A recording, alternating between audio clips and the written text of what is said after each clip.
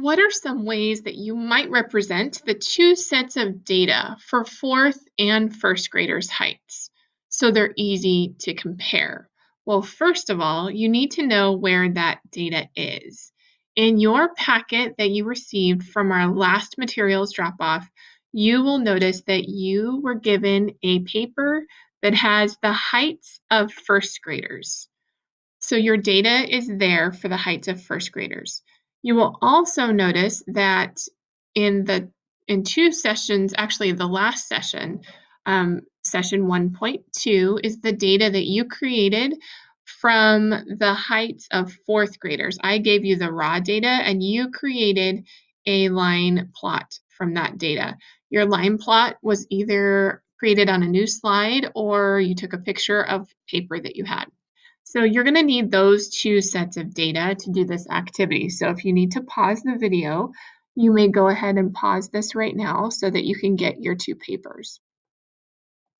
Okay, now that you have your two sets of data, or you have your slide that you've brought up of your fourth grader data, and then you have the paper that I handed out with your first grader data, you need to look at those two, and we're going to think about how we can show both sets of data so that they would be easy to compare. So if I had two separate papers of data, it might be hard to compare those.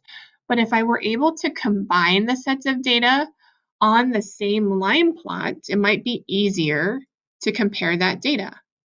One idea is you could use different colors of X's to represent the different grade levels. You might also use different symbols instead of X's. Maybe for the fourth graders, you would use X's, but the first graders, maybe you would use O's to compare the data.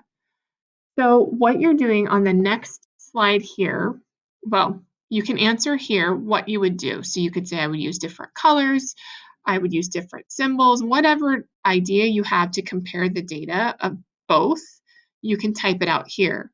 On the next slide, you will see that I'm asking you to draw your representation of the two data sets. So if you would like to go ahead and put a line plot right here, you were instructed how to do that on the last session, so you could do it directly onto this slide, or you could add another slide if you need more space, or if you would just like to do it on a piece of paper, you can do that. Now, a line plot is not the only way you can represent the data. So if you're being creative and thinking of a different way to do that, maybe a different graph even, you're more than welcome to do that. It's just so that you can compare the data of both grade levels easily. So if you're doing it on paper, be sure to take a picture and insert it here.